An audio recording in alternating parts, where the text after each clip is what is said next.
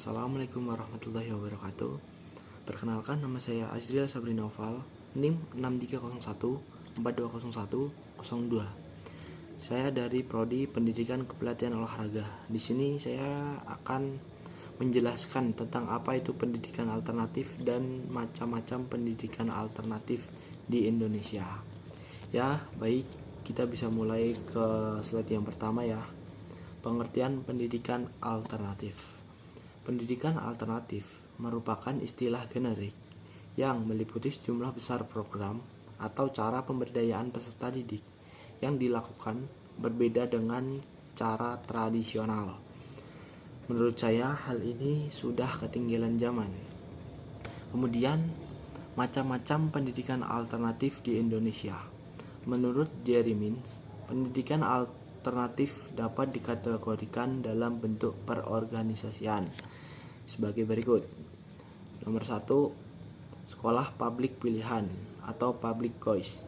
Lembaga sekolah publik pilihan ini merupakan lembaga pendidikan dengan biaya negara atau dalam pengertian sehari-hari dapat disebut sekolah negeri yang menyelenggarakan program belajar dan pembelajaran yang berbeda dengan program konvensional, namun mengikuti sejumlah aturan baku yang sudah ditentukan.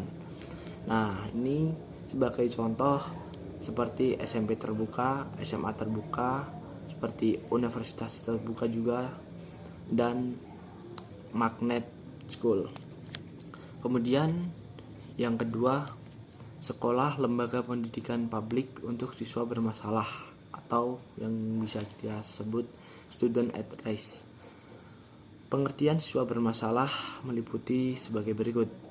Yang pertama, tinggal kelas karena lambat dalam belajarnya. Yang kedua, nakal atau mengganggu lingkungan, termasuk mereka yang ada di dalam permasyarakatan anak. Yang ketiga, pasangan suami istri yang masih berusia muda, apalagi ibu-ibu belia yang tidak mungkin mengikuti sekolah reguler karena harus mengurus anak-anaknya. Kemudian yang keempat, korban penyalahgunaan obat atau minuman keras seperti narkoba dan lain-lain. Kemudian yang kelima, korban trauma karena kekerasan ataupun broken home yang dilakukan keluarganya terhadapnya yang menjadikan mental atau psikis mereka terganggu.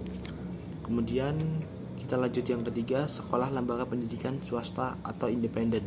Sekolah swasta didirikan oleh perseorangan, yayasan atau perusahaan dengan anggaran dana sendiri. Biaya operasional sekolah didapat dari biaya pendidikan yang dibebankan kepada peserta didik ataupun siswa. Ya, kemudian ke poin keempat yang terakhir, pendidikan di rumah atau home based schooling. Home based schooling merupakan arti sekolah di area rumah. Dengan homeschooling ini dapat dilakukan di rumah sehingga peserta didik dapat leluasa untuk melakukan aktivitasnya tanpa harus mempersoalkan waktu, tidak harus mandi pagi, sarapan maupun memakai pakaian seragam setiap harinya. Karena di sini guru yang akan menghampiri muridnya di rumahnya masing-masing.